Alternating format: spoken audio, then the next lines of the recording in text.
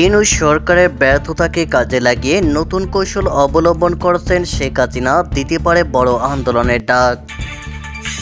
এদিকে অবাধ ও সুষ্ঠু নির্বাচন অনুষ্ঠিত না হওয়া পর্যন্ত শেখ হাসিনাকে বাংলাদেশের বৈধ প্রধানমন্ত্রী হিসাবে স্বীকৃতি। উপদেষ্টাদের অনেকেই সেফ এক্সিট নেওয়ার কথা ভাবছেন, বিস্ফোরক মন্তব্য নাহিদ ইসলামের। এদিকে নাহিদকে গাদ্দার উপদেষ্টাদের নাম প্রকাশ করতে বললেন রাশেদ খান। সবশেষে জানিয়ে দেব বাংলাদেশের মানবাধিকার নিয়ে উদ্বেগ জাতিসংঘের আলোচনায়। এতক্ষণ শুনছিলেন সংবাদ শিরোনাম, এবারে বিস্তারিত। ইউনূস সরকারের ব্যর্থতাকে কাজে লাগিয়ে নতুন কৌশল অবলম্বন করছে শেখ হাসিনা, দিতে পারে বড় আন্দোলনের ডাক। বাংলাদেশের রাজনৈতিক অঙ্গনে নতুন করে জটিল পরিস্থিতি তৈরি হয়েছে। মোহাম্মদ ইউনূসের নেতৃত্বে অন্তর্বর্তী সরকারের যাত্রা শুরু হলেও কয়েক মাসের মধ্যেই আইনশৃঙ্খলা পরিস্থিতির অবনতি, অর্থনৈতিক সংকট ও রাজনৈতিক অস্থিরতা নিয়ে ব্যাপক সমালোচনা শুরু হয়েছে। বিশেষ করে গ্রামগঞ্জ থেকে শুরু করে নগরের বিভিন্ন এলাকায় চাঁদাবাজি, দখলদারি ও সহিংস কর্মকাণ্ড বেড়ে যাওয়ায় সাধারণ মানুষের মধ্যে ব্যাপক ক্ষোভ জমছে। রাজনৈতিক বিশ্লেষকরা বলছেন, এই সুযোগকে কৌশল হিসাবে কাজে লাগিয়ে আওয়ামী লীগ আবারও নির্বাচনে আসার পথ খুঁজতে শুরু করেছে। ইউনূস সরকারের ব্যর্থতা। ডক্টর ইউনূসের নেতৃত্বাধীন অন্তর্বর্তী সরকার প্রথম দিকে নিরপেক্ষতার অঙ্গীকার করলেও মাঠ পর্যায়ে তার প্রতিফলন দেখা যাচ্ছে না। প্রশাসনের মধ্যে বিভক্তি, অর্থনৈতিক মন্দা সামাল দিতে ব্যর্থতা, নিত্য প্রয়োজনীয় দ্রব্যমূল্যের ঊর্ধ্বগতি সাধারণ মানুষের জীবনকে বিপর্যস্ত করছে। এর পাশাপাশি গ্রাম ও শহরে বিএনপি ও জামায়াতের চাঁদাবাজি ও দখলদারি কর্মকাণ্ড মানুষকে অতিষ্ঠ করে তুলছে। আওয়ামী লীগের আন্দোলন। এই পরিস্থিতিতে আওয়ামী লীগ নতুন কৌশল নিয়েছে। তারা সরাসরি সরকার বিরোধী আন্দোলন গড়ে তুলছে না, বরং স্বাধীনতার পক্ষে শক্তি হিসাবে জনগণের পক্ষে অবস্থান নিচ্ছে। আওয়ামী লীগ নেতাকর্মীরা অভিযোগ করছেন, বিএনপি, জামাত ও ইউনূস সরকারের আড়ালে সন্ত্রাস ও অরাজকতা চালাচ্ছে। এর বিরুদ্ধে তৃণমূলের মানুষ স্বতঃস্ফূর্তভাবে আওয়ামী লীগের সাথে একাত্মতা প্রকাশ করছে। আন্তর্জাতিক সমীকরণ। বিশ্লেষকরা মনে করছেন, বর্তমান ইউনূস সরকারের উপর আন্তর্জাতিক চাপ বাড়তে পারে। মানবাধিকার লঙ্ঘন, আইনশৃঙ্খলার অবনতি ও জনগণের অসন্তোষ বিদেশি কূটনীতিকদের নজরে এসেছে। এই সুযোগে আওয়ামী লীগ নিজেদেরকে গণতন্ত্রের প্রকৃত ধারক হিসাবে তুলে ধরতে পারবে। কৌশলগত প্রত্যাবর্তন। রাজনৈতিক বিশ্লেষকদের মতে, আওয়ামী লীগ যদি নিজেদের ভিতরের কূটনৈতিক দ্বন্দ্ব কমিয়ে সংগঠনকে নতুন করে উজ্জীবিত করতে পারে, তবে জনগণের ক্ষোভকে পুঁজি করে নির্বাচনী ময়দানে ফিরতে পারবে। বিশেষত স্বাধীনতার পক্ষে শক্তি হিসাবে পরিচয় তুলে ধরে তারা জন আস্থা অর্জনের চেষ্টা করছে। দেশের বর্তমান রাজনৈতিক বাস্তবতায় প্রশ্ন উঠেছে, আওয়ামী লীগ কি আবারও কৌশল করে নির্বাচনী রাজনীতির মূলধারায় ফিরবে, নাকি অরাজনৈতিক সরকারের অস্থিরতা আরও বড় সংঘাতের জন্ম দেবে? একজন রাজনৈতিক পর্যবেক্ষকের ভাষায়, যে অরাজনৈতিক সরকারের কথা বলে দেশ চালানো শুরু হয়েছিল, সেই সরকারই এখন অরাজকতার কারণ হয়ে দাঁড়িয়ে গেছে। আর এর সুযোগে আওয়ামী লীগ নতুন কৌশল খুঁজছে। উপদেষ্টাদের অনেকেই সেফ এক্সিট নেওয়ার কথা ভাবছেন, বিস্ফোরক মন্তব্য নাহিদ ইসলামের। জাতীয় নাগরিক পার্টি এনসিপির আহ্বায়ক ও সাবেক তথ্য উপদেষ্টা নাহিদ ইসলাম সম্প্রতি ৭১ টেলিভিশনকে দেওয়া এক সাক্ষাৎকারে বলেন, অন্তর্বর্তী সরকারের অনেক উপদেষ্টা এখন বিভিন্ন রাজনৈতিক দলের সঙ্গে গোপন যোগাযোগ করছেন এবং নিজেদের জন্য সেফ এক্সিট বা নিরাপদ প্রস্থানের চিন্তা করছেন। এ মন্তব্যের পর থেকেই সামাজিক যোগাযোগ মাধ্যমে ব্যাপক আলোচনা শুরু হয়। নাহিদ ইসলাম বলেন, গণ অভ্যুত্থানের পর অন্তর্বর্তী সরকার গঠিত হলে ছাত্রদের প্রতিনিধি হিসাবে কয়েকজন উপদেষ্টা পদে দায়িত্ব নেন। তিনি নিজে তথ্য মন্ত্রণালয়ের উপদেষ্টা ছিলেন, তবে পরে পদত্যাগ করে এনসিপির নেতৃত্বে যোগ দেন। অন্যদিকে মাহফুজ আলম ও আসিফ মাহমুদ সজীব ভুঁইয়া এখনও উপদেষ্টা পদে রয়েছেন।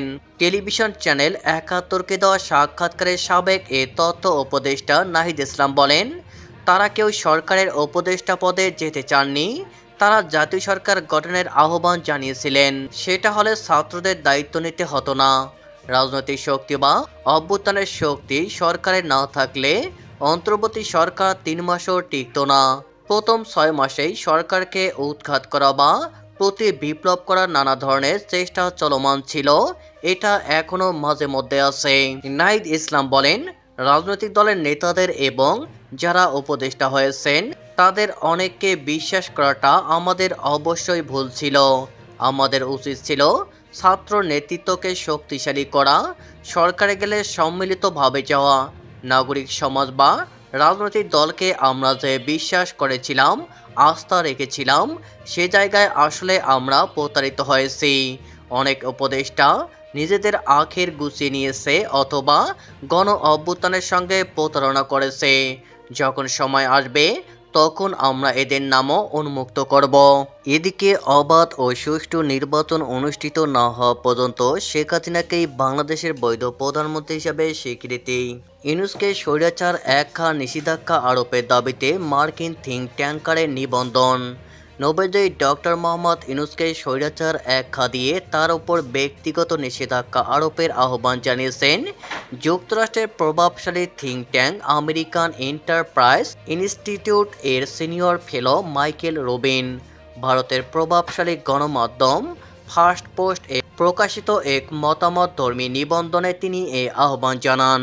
কেন ট্রাম্পের বাইডেনের ব্যর্থ বাংলাদেশ কৌশল দ্বিগুণ করা উচিত নয় শিরোনামে এই নিবন্ধনটি ২০২৫ সালের একটি ভবিষ্যৎ রাজনৈতিক প্রেক্ষাপটে লেখা হয়েছে। এতে বলা হয়, ২০২৪ সালে ছাত্র আন্দোলনের পর ডক্টর ইউনূস বাংলাদেশের অন্তর্বর্তীকালীন নেতা হিসেবে দায়িত্ব নেন এবং পরবর্তীতে স্বৈরাচারী শাসন প্রতিষ্ঠা করেন। বাইডেন প্রশাসনের সমালোচনা ও বিদেশি শক্তির ইঙ্গিত। মাইকেল রুবিন তার নিবন্ধনে দাবি করেন, জো বাইডেন প্রশাসন ডক্টর ইউনূসের ক্ষমতা গ্রহণকে গণতান্ত্রিক পরিবর্তন বলে স্বাগত জানিয়ে একটি ব্যর্থ নীতি গ্রহণ করেছিলেন। তার মতে ২০২৪ সালের ছাত্র আন্দোলনকে আপাত দৃষ্টিতে স্বতঃস্ফূর্ত মনে হলেও এর পিছনে পাকিস্তানের গোয়েন্দা সংস্থা আইএসআই এবং কাতার ও তুরস্কের অর্থায়ন থাকতে পারে, যা বাইডেন প্রশাসন অনুধাবন করতে পারেনি। ইউনূস সরকারের বিরুদ্ধে গুরুতর অভিযোগ। নিবন্ধনে ডক্টর ইউনূসের নেতৃত্বাধীন কাল্পনিক অন্তর্বর্তী সরকারের বিরুদ্ধে বেশ কিছু গুরুতর অভিযোগ তোলা হয়েছে। রুবিনের মতে, স্বৈরাচার ও প্রতিশোধ। ইউনূস সংস্কারের নামে রাজনৈতিক প্রতিপক্ষদের ওপর প্রতিশোধ নিচ্ছেন এবং স্বৈরশাসন কায়েম করছেন। দমনপীড়ন। তিনি ধর্মনিরপেক্ষ নেতা, সাংবাদিক এবং রাজনৈতিক বিরোধীদের দমনের জন্য কারাগার ব্যবহার করছেন এবং তাদের বিরুদ্ধে হত্যাসহ বিভিন্ন বানোয়াট মামলা দিচ্ছেন। উগ্রপন্থীদের মুক্তি। কারাগার থেকে ইসলামপন্থী ও সন্ত্রাসীদের মুক্তি দেওয়া হচ্ছে, যা মানবাধিকারের অজুহাতে মূলত রাজনৈতিক প্রতিপক্ষদের জন্য জায়গা খালি করার কৌশল। সংখ্যালঘু নির্যাতন।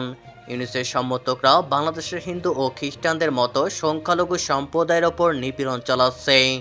নোবেল পুরস্কারের অপব্যবহার। রুবিন অভিযোগ করেন, ডক্টর ইউনূস তার নোবেল শান্তি পুরস্কারকে ঢাল হিসেবে ব্যবহার করে ঘৃণা ও প্রতিশোধের রাজনীতি করছে। সম্ভাব্য ট্রাম্প প্রশাসনকে কঠোর হওয়ার পরামর্শ। তিনি আরও বলেন, একটি অবাধ ও সুষ্ঠু নির্বাচন অনুষ্ঠিত না হওয়া পর্যন্ত শেখ হাসিনাকে বাংলাদেশের বৈধ নেতা হিসেবে স্বীকৃতি দেওয়া। এদিকে নাহিদকে গাদ্দার উপদেষ্টাদের নাম প্রকাশ করতে বললেন রাশেদ খান।